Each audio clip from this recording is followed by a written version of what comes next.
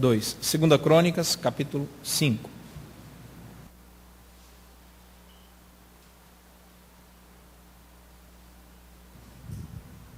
Muito bem. O texto diz assim: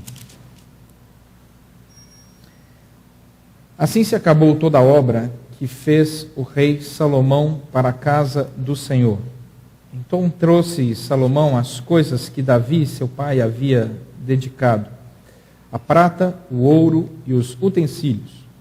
Ele os pôs entre os tesouros da casa de Deus. Congregou Salomão os anciãos de Israel e todos os cabeças das tribos, os príncipes das famílias dos israelitas em Jerusalém, para fazerem subir a arca da aliança do Senhor da cidade de Davi, que é Sião, para o templo. Todos os homens de Israel se congregaram junto ao rei na ocasião da festa, que foi no 7º mês.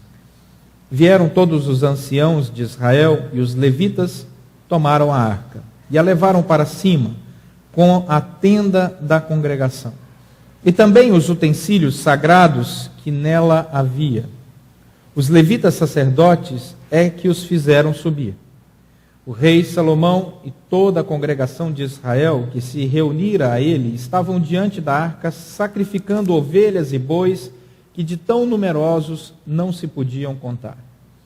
Puseram os sacerdotes a arca da aliança do Senhor no seu lugar, no santuário mais interior do templo, no Santo dos Santos, debaixo das asas dos querubins. Pois os querubins estendiam as suas asas sobre o lugar da arca e do alto cobriam a arca e os seus varais. Os varais sobressaíam tanto que suas pontas eram vistas do santo lugar defronte do Santo dos Santos, porém de fora não se viam. Aí estão os varais até o dia de hoje. Até o dia de hoje, até o dia que o texto foi escrito, viu, meus irmãos? Nada havia na arca, senão as 2 tábuas que Moisés ali pusera junto ao Horebe, quando o Senhor fez aliança com os filhos de Israel ao saírem do Egito. Quando saíram os sacerdotes do santuário, porque todos os sacerdotes que estavam presentes se santificaram, sem respeitarem os seus turnos.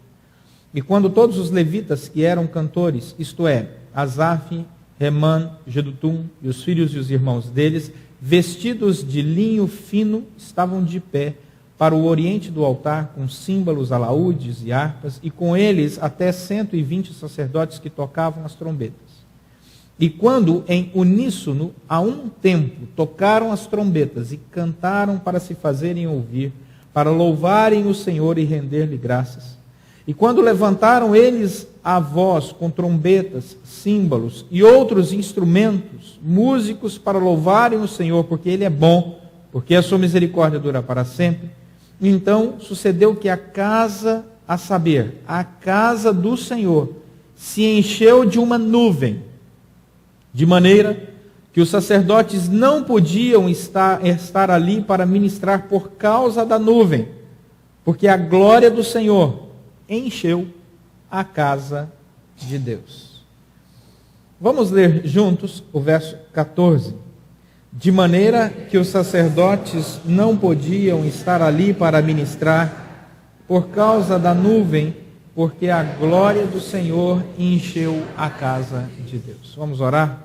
Deus, fala o nosso coração pela Tua palavra, nos instrui, nos ensina, nos conduza, tem misericórdia de nós. Que essa palavra faça todo sentido para as nossas vidas.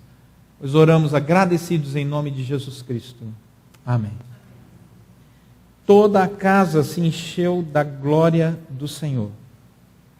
Imaginou uma cena dessa? Você já imaginou uma cena dessa? Toda a casa cheia da glória do Senhor. Era uma nuvem que tomou conta da casa do Senhor. Olha, já se vão aí 20 e poucos anos fazendo visitas semanalmente. Eu já fui em casas de todos os tipos que você imaginar. Imagina uma casa, imaginou? Eu já fui lá. Eu já fui em casas magníficas. Já fui em casas suntuosas, apartamentos magníficos. Duplex, triplex, com quantos plex você quiser, né? Já fui em lugares que realmente você percebia que um artista tinha desenhado aquele lugar, e já fui em casas muito simples. também maravilhosas, com a sua beleza única. Casas simples, mas limpas, agradáveis, com pessoas amáveis. Já fui em casas não tão limpas, que custavam uma fortuna, e em casas não tão limpas, que custavam muito barato. Já comi de tudo que você imaginar, já bebi cada coisa que você não tem ideia. Café feito de todo tipo, requentado 5, 6, 7, 8, 10 vezes. Já tomei chá pensando que estava tomando guaraná, já tomei guaraná pensando que estava tomando chá, né? E todas as casas têm a sua particularidade. Casas, elas representam as pessoas. E elas ficam na sua memória. Algumas ficam mais do que outras. Eu jamais vou me esquecer de um jantar que eu e Cristiano tivemos num lugar magnífico, numa casa muito interessante, que caía pedaços de passarinho vivo enquanto nós comíamos. Era um detalhe muito interessante, porque você tinha que comer tirando o pedaço dos passarinhos, até que o dono disse, não, isso é porque um gato pega os passarinhos aí em cima e ele cai em cima da comida. Mas aí você separa a pena da pena e come. É inesquecível uma experiência dessa, né? Então, já vivemos esse tipo de experiência muito interessante. Mas eu queria fazer uma pergunta para você. Como é que você quer que a sua casa seja lembrada? Pelas pessoas que te visitarem, pelas pessoas que se hospedarem com você, pelas pessoas que almoçarem ou jantarem na sua casa. Como é que você gostaria que a sua casa fosse lembrada? Esse texto é um texto muito interessante porque ele conta a história da casa de Deus. Davi planejou a casa de Deus porque Davi morava num palácio e um dia ele olhou e a arca da aliança, que representava a presença de Deus no meio de Israel, a arca que Deus havia instituído como símbolo da sua presença no meio do povo, habitava numa tenda. Uma tenda de tecido. E Davi olha e diz assim, não é possível que eu more num palacete, né? Um grande palácio, não é um palacete, um grande palácio, e a arca do Senhor esteja debaixo de uma tenda, eu tenho que construir uma casa para o Senhor. Então ele entra na presença de Deus e diz, Senhor, eu quero construir uma bonita casa para o Senhor. E Deus diz assim, Davi, olha, eu não te pedi isso, mas já que você quer, você pode levantar as ofertas, mas quem vai construir a casa é seu filho, Salomão. E assim aconteceu. Davi levantou todos os recursos, pensou toda a casa, mas quem edificou a casa do Senhor foi Salomão.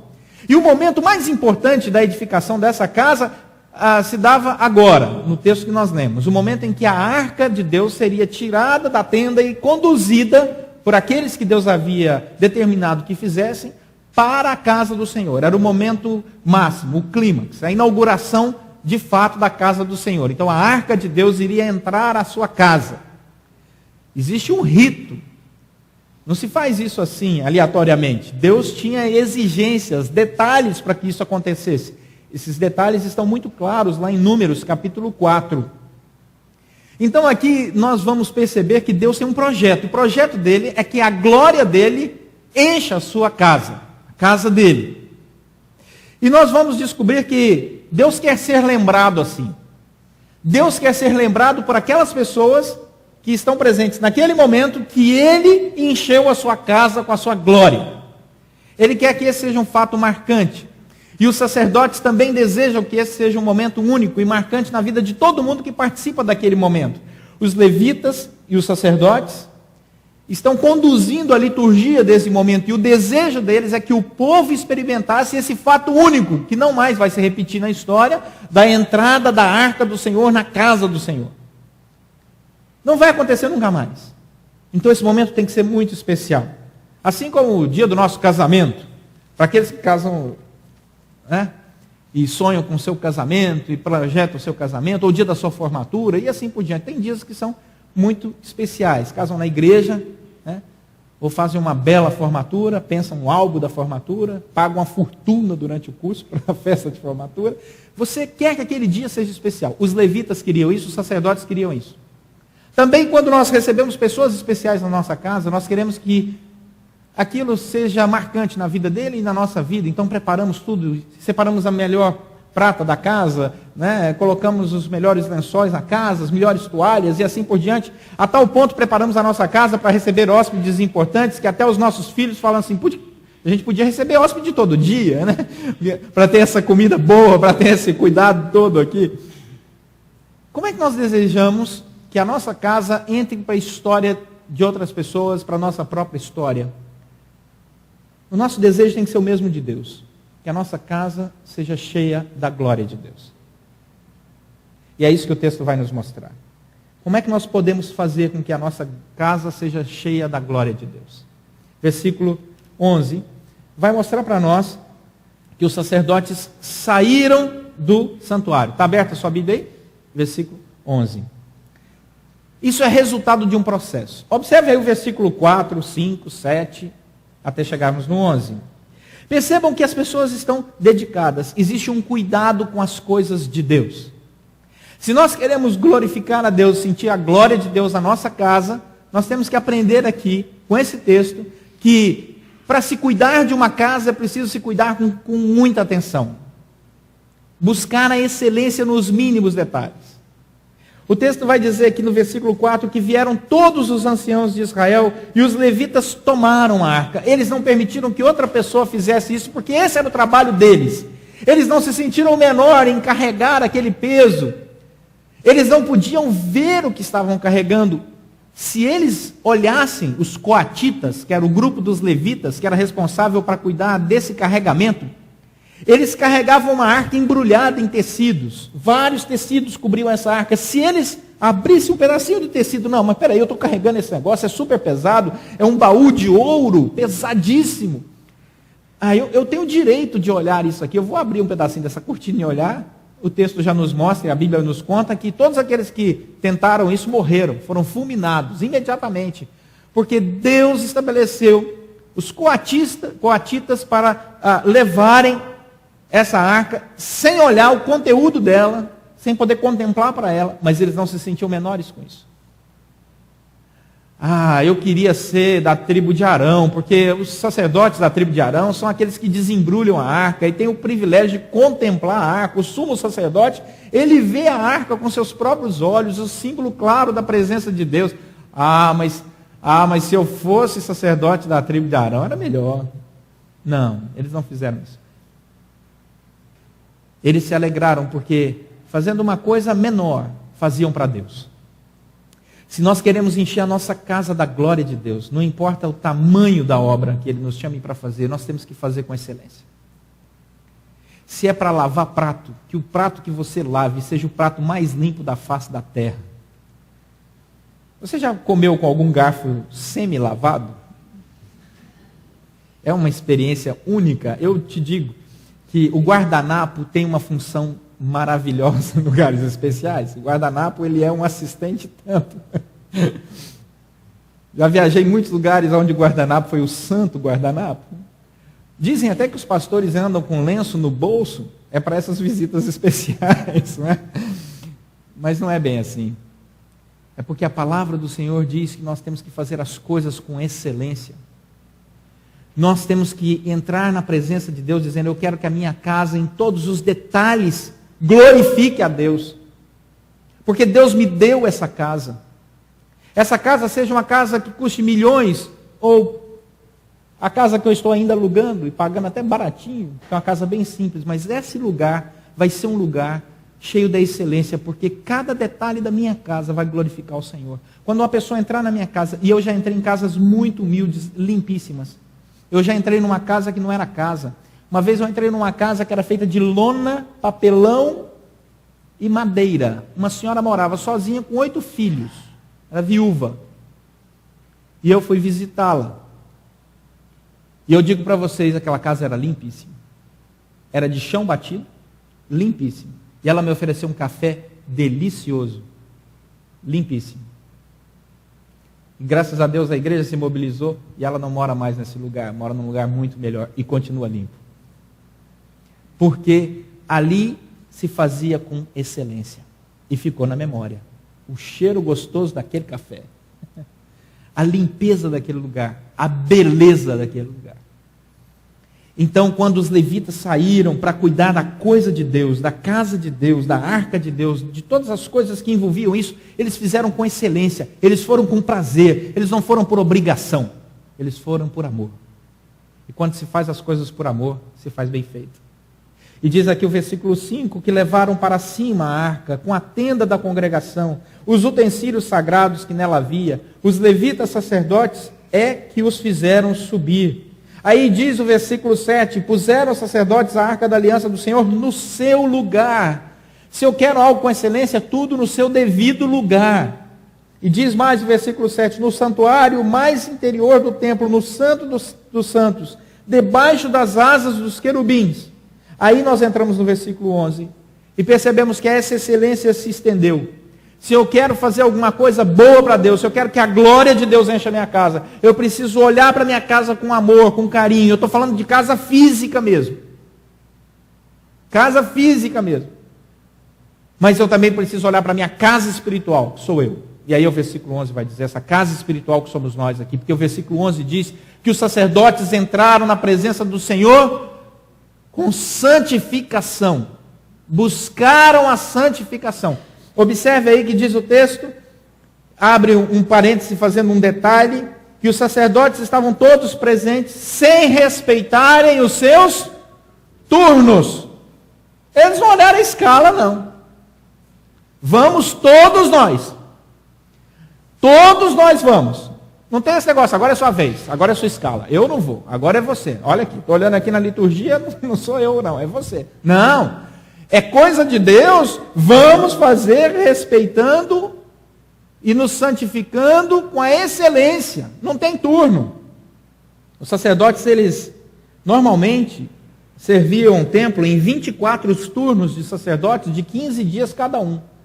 No entanto, eles entraram agora na presença do Senhor, todos eles tinham prazer, era um momento especial, tinham alegria, buscaram a santificação. Nós vamos buscar a excelência física, mas também vamos buscar a excelência espiritual.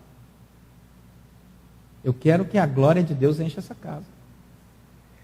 Terceira coisa que nós percebemos aqui, é que eles se vestiram de linho fino. Observe o texto diz isso de maneira muito interessante, e parece, versículo 12, que isso é coisa de só menos, né? É um detalhe, mas não é não. Diz o versículo 12 que os levitas que eram cantores, Asaf, Remã, Gedutum, Vaguinho, Vaguinho não, os filhos e os irmãos deles, estavam vestidos de linho fino. O que significa estar vestido de linho fino? Êxodo capítulo 28, vamos lá. Deixa marcado aí que você vai voltar para 2 Crônicas. Êxodo, capítulo 28, explica a importância desse linho fino. Êxodo, segundo livro da Bíblia, capítulo 28, verso 2 em diante. Farás vestes sagradas para Arão, teu irmão, para glória e ornamento. Falarás também a todos os homens hábeis, a quem escolhi do espírito de sabedoria, que façam vestes para Arão. Você já imaginou chegar num alfaiate e falar assim, sabia que você é uma pessoa que Deus, na Bíblia, diz que tem uma habilidade que é fruto da graça dele? Já pensou como esse alfaiate vai ficar feliz? Né? Bom, continuemos aí. O texto vai dizer, para consagrá-lo, para que me ministre o ofício sacerdotal. As vestes, pois, que farão são estas. Um peitoral, uma estola sacerdotal, uma sobrepeliz, uma túnica bordada, mitra e cinto. Farão vestes sagradas para Arão, teu irmão, e para seus filhos, para me oficiarem como sacerdote. Tomarão ouro, estofa azul, púrpura, carmesim e linho fino. Esse linho fino vai aparecer também em Apocalipse, capítulo 19, verso 8. O último livro da Bíblia, no final dos tempos, a Bíblia diz para nós, Apocalipse, capítulo 19, versículo 8, que no júbilo do céu, estava o povo adorando diante do trono, adorando ao Senhor, e diz Apocalipse 19, versículo 8, pois lhe foi dado vestir-se de linho finíssimo, resplandecente e puro, porque o linho finíssimo, agora sim, entendemos, são os atos, o que diz aí? De justiça dos santos. Então existe um significado para a ideia do linho fino. É alguém que se preocupa em separar-se para Deus até naquilo que veste. Isso dá um sermão complicado atualmente. Mas o texto vai dizer que se uma casa quer ser cheia da glória de Deus, ela tem que ter excelência nos detalhes materiais, no cuidado material, na limpeza e na beleza da sua casa, seja ela qual for. Tem que se ter cuidado com a sua espiritualidade, a busca da santidade, da beleza de Deus, da pureza diante do Senhor, e aí sim vestir-se de linho fino, ou seja, cuidar da justiça de Deus na sua vida. O que é certo, o que é errado, e não há negócio. Seja a sua palavra sim, sim, não, não, e o que passar disso é do diabo. Ponto final. Tão simples assim. Quarta coisa que nós devemos fazer e buscar para que a nossa casa seja cheia da glória de Deus. Que eu não sei quanto a você, mas eu quero a minha casa cheia da glória de Deus. Você também quer? Amém? Amém. Esse amém foi bom. Alguns não perceberam. O outro perguntou: que amém foi esse? Não sei. Né? Mas vamos lá. O quarto ponto diz que nós devemos entrar na presença do Senhor com louvor. Agora, o louvor tem conteúdo. Diz o versículo 13... que quando em uníssono, a um tempo, tocaram as trombetas e cantaram para se fazerem ouvir, para louvarem o Senhor e render-lhe graças, e quando levantaram eles a voz com trombetas, símbolos e outros instrumentos músicos para louvar o Senhor, porque Ele é bom e porque a sua misericórdia dura para sempre. O louvor é uma expressão comum nos Salmos. Essa frase é uma frase que tem muito significado, porque Ele é bom e a sua misericórdia dura para sempre. Essa frase é uma frase repetida na Bíblia várias vezes, ela tem sentido, ela tem significado, ela não é uma frase qualquer. Por exemplo, abre aí no livro de Salmos, o Salmo 100. Salmo 100. O texto vai mostrar para nós no Salmo 100 que essa frase não foi jogada ao vento aqui em 2 Crônicas. Ela compunha a liturgia de Israel. Salmo 100. E o Salmo 100, versículo 5 diz assim: porque o Senhor é bom e a sua misericórdia dura para sempre. Aí você vai para Salmo 106. Salmo 106, versículo 1. Salmo 106, 1 diz: aleluia, rendei graças ao Senhor, porque Ele é bom e a sua misericórdia dura para sempre. Aí você vai para o Salmo 107, versículo 1. E o Salmo 107 diz: rendei graças ao Senhor, porque Ele é bom e a sua misericórdia dura para sempre. Aí você vai para o Salmo 118.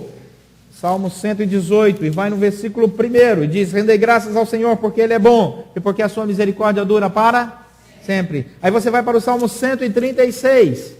Salmo 136. Se eu for ler todas as vezes que essa frase é repetida no Salmo 136, sabe quantas vezes eu vou falar isso? 26 vezes. Porque o Salmo 136 vai dizer 26 vezes, porque o Senhor é bom e a sua misericórdia dura para sempre. Ah, essa frase tem que ser uma frase importante para ser repetida tantas vezes. Ela é tão importante que ela aparece na boca dos reis. Por exemplo, na boca do rei Davi, em 1 Crônicas, capítulo 16, verso 34. Em 1 Crônicas, capítulo 16, o verso 34, diz que Davi está prestando ações de graças ao Senhor. Davi está alegre porque a arca volta para Jerusalém. Davi está louvando o Senhor. E aqui em 1 Crônicas, capítulo 16, verso 34, quando ele está jubiloso, ele canta o quê? Lá no versículo 34. Rendei graças ao Senhor, porque Ele é bom e porque a sua misericórdia dura para sempre. É momento de festa, é momento de alegria, é momento de suprema contemplação de uma obra que Deus realizou na sua vida. Mas o rei Josafá, em 2 Crônicas, capítulo 20, verso 21, também usa essa mesma frase. 2 Crônicas, capítulo 20, versículo 21. Se você já está cansado de mudar a página da Bíblia, bem-vindo à Igreja Presbiteriana da Gávea, né? 2 Crônicas 20, 21, Josafá enfrentou 2 reinados poderosos, de Moabe e de Amon. O Senhor deu livramento, o Senhor livrou a sua nação de ser espedaçada à espada.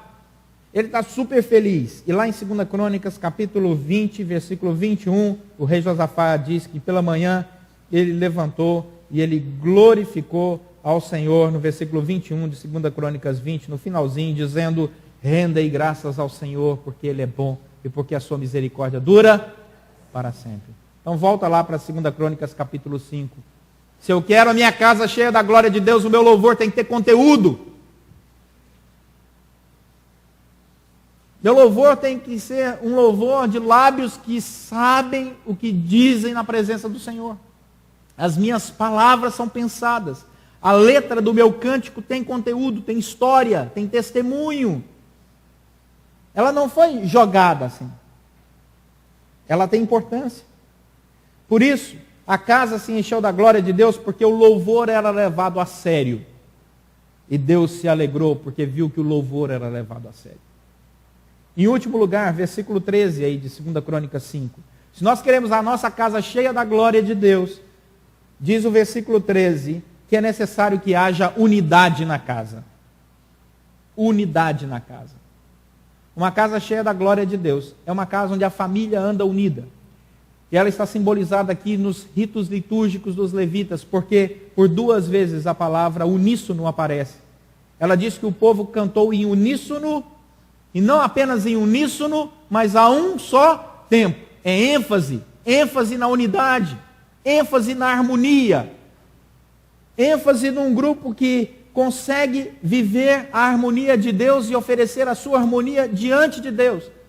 Uma casa que não vive a sua harmonia, aonde as pessoas não se congregam, se perdoam, essa casa precisa ser ministrada pelo perdão de Deus, porque o louvor dessa casa não vai subir ao Senhor. Lá em Pedro, o apóstolo Pedro escrevendo a sua carta, ele diz assim: se marido e mulher brigarem, a oração deles não será ouvida por Deus. Ih, complicou.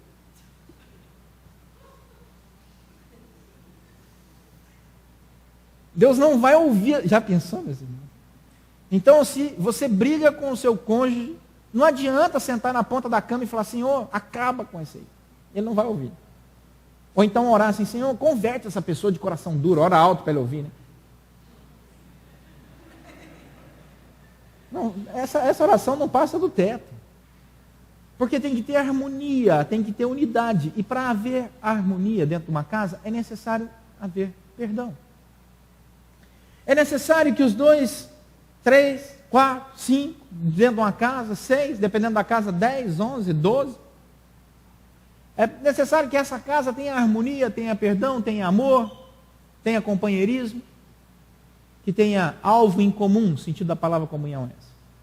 Daí, Efésios capítulo 4, versículo 3 em diante, vamos lá de novo, Gálatas, Efésios, capítulo 4, versículo 3 em diante, o apóstolo Paulo fala assim, vou ler para os irmãos: esforçando-vos diligentemente por preservar a unidade do Espírito no vínculo da paz, há somente um corpo e um Espírito, como também fostes chamados, numa só esperança da vossa vocação. Há um só Senhor, uma só fé, um só batismo, um só Deus e Pai de todos, o qual é sobre todos, age por meio de todos e está em todos. O apóstolo Paulo fala: esforçando-vos diligentemente para preservar a unidade. Muitas vezes a unidade de uma casa, a harmonia de uma casa exige esforço. Seria muito mais fácil você largar para lá, sair de casa, abandonar o lar. Mas não, a Bíblia diz, você tem que ter esforço, ser diligente, manter a unidade, buscar a paz, perdoar, andar a 2ª milha e assim por diante. Aí sim essa casa se encherá da glória de Deus.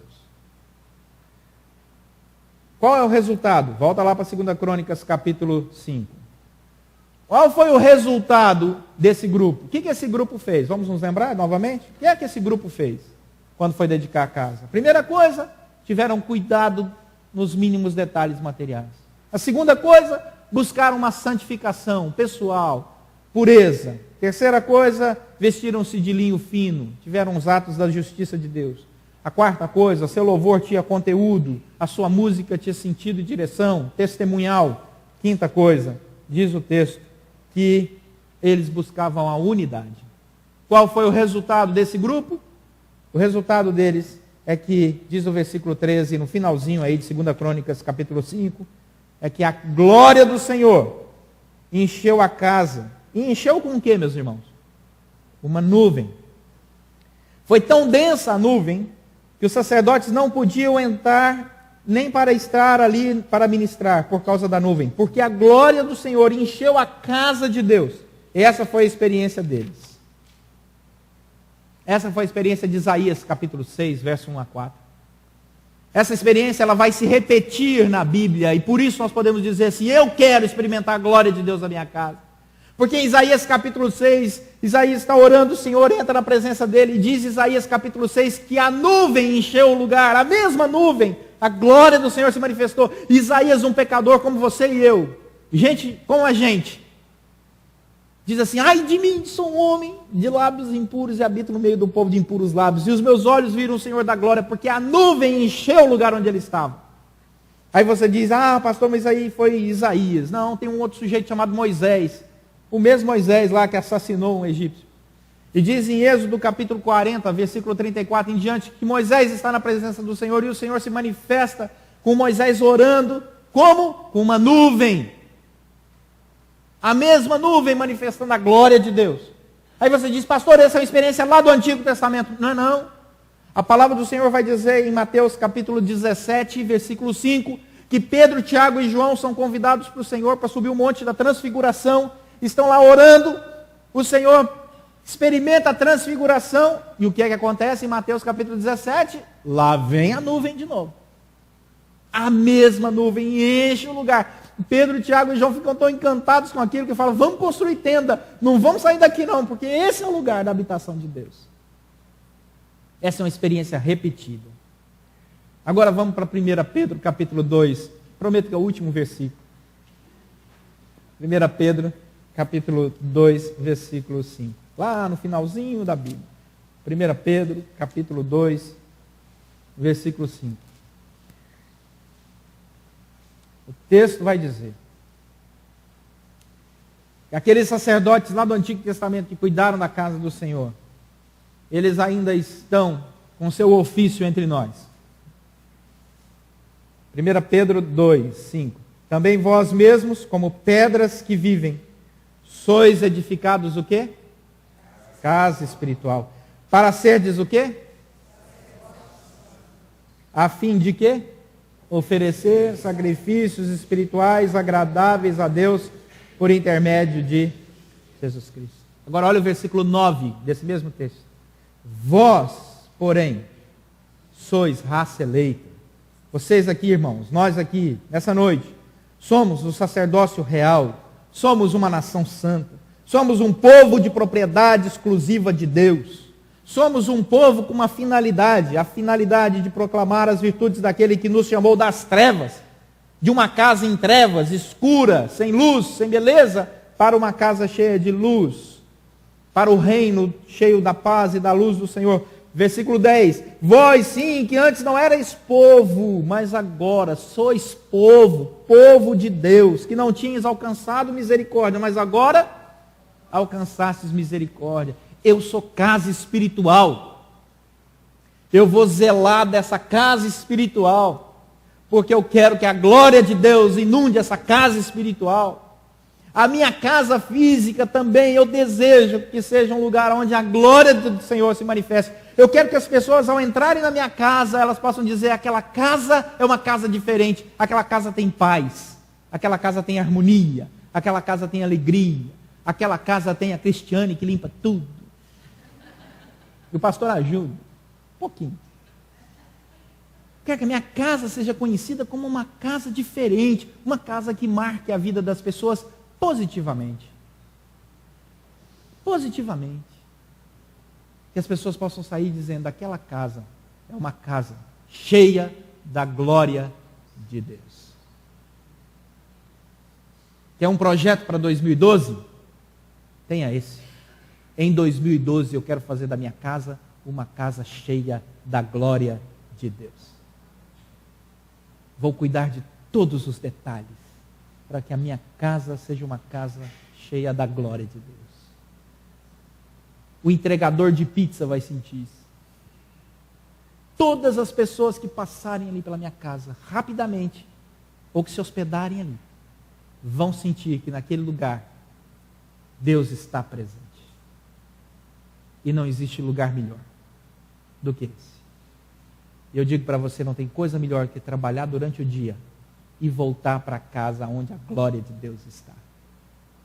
Entrar numa casa cheia de unidade, de amor, de harmonia, de paz, de perdão, onde todas as coisas são cuidadas com detalhe por amor a Deus. É muito bom. Que essa seja a casa de todos nós. Amém? Vamos orar.